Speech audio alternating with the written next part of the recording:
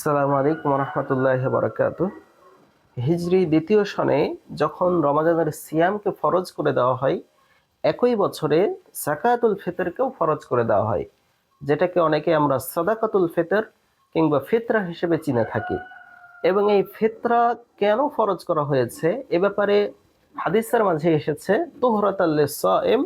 এটা রোজাদারকে তার সিয়ামরত অবস্থায় রোজাদারের অশ্লীল অনর্থক কাজ থেকে পবিত্রতা স্বরূপ, ওয়া তু'মাতাল লিল মাসাকিন, এবং এটা মিসকিনদের খাবারের ব্যবস্থা স্বরূপ এই বিধানকে ফরজ করে দেওয়া হয়েছে। এবং এই বিধান কাদের উপর ফরজ করে দেওয়া হয়েছে এ ব্যাপারে সহিহ বুখারীর 1503 নম্বর হাদিসের মাঝে এসেছে। সাহাবী আব্দুল্লাহ বিন উমর রাদিয়াল্লাহু আনহু বলেন, ফারাদা রাসূলুল্লাহ সাল্লাল্লাহু আলাইহি ওয়াসাল্লাম যাকাতুল ফিতর। রাসূল সাল্লাল্লাহু আলাইহি ওয়াসাল্লাম ফিতরার বিধানকে ফরজ করে দিয়েছেন আলাল হুররি ওয়াল আবদি, প্রত্যেক স্বাধীন এবং গোলামের উপর, ওয়া আলাল যাকারি ওয়াল উনসা, প্রত্যেক পুরুষ এবং নারীর উপর, ওয়া আলাস সগীর ওয়াল কাবীরি, এবং প্রত্যেক ছোট বড় সকলের উপর। অর্থাৎ যাকাতুল ফিতর এটা নির্দিষ্ট কোনো শ্রেণীর উপর ফরজ নয়, এটা সকলের উপর ফরজ করে দেওয়া হয়েছে। এমনকি কোনো সন্তান যদি রমাজানের সূর্য ডোবার আগে জন্মগ্রহণ করে, সে সন্তানের পক্ষ থেকেও জাকাতুল ফিতর বা ফিতরা আদায় করতে হবে।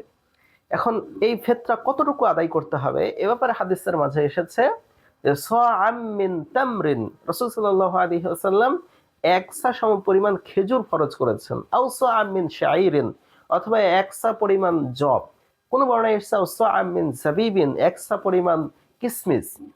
এবং কোন কোন বর্ণনা রয়েছে আও সাআম মিন তুআমিন, এক সা সম পরিমাণ দেশের যেটা প্রধান খাদ্য রয়েছে সেটা।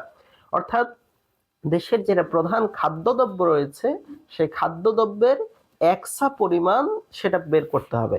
একসা সম পরিমাণ সাধারণত 2.5 কেজি হয়ে থাকে। 2.5 কেজি সম পরিমাণ প্রত্যেক ব্যক্তির পক্ষ থেকে আদায় করতে হবে, এবং অবশ্যই সেটা খাদ্যদ্রব্যই হতে হবে, অন্য কোনো কিছু হলে হবে না। এবং এটা কখন আদায় করতে হবে? সহিহ বুখারীর মাঝে এসেছে, আব্দুল্লাহ বিন উমর রাদিয়াল্লাহু আনহু বলছেন, ওয়া আমারা আন তুআদ্দা ক্বাবলা খুরুজিন নাস ইলাস সালাত, ঈদের দিনে মানুষেরা ঈদের সলাতে বের হয়ে যাওয়ার আগেই এই যাকাতুল ফিতর বা সাদাকাতুল ফিতর এটা তারা আদায় করে তারপর সলাতে যাবে। তবে কোনো ব্যক্তি যদি ঈদের 2-1 দিন আগেও আদায় করে দেয় তাহলেও সেটা আদায় হয়ে যাবে, আদায় হবে না এমনটা নয়। তারপর এই যাকাতুল ফিতর এটা কাদেরকে দিতে হবে এ ব্যাপারে ফুকাহায়ে কেরামের মাঝে 2টা মতভেদ রয়েছে।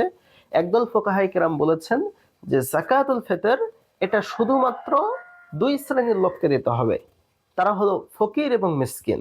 আরেকদল ফুকাহায়ে কেরাম বলেছেন যে না, যাকাতের ক্ষেত্রে আল্লাহ রাব্বুল আলামিন যে 8টি খাতে যাকাতের অর্থ ব্যয় করার বিধান দিয়েছেন, সেই 8টি খাতের কোনো এক খাতে যাকাতুল ফিতর বা সাদাকাতুল ফিতর যদি কেউ আদায় করে তাহলে তার যাকাতুল ফিতর কিংবা সাদাকাতুল ফিতর আদায় হয়ে যাবে।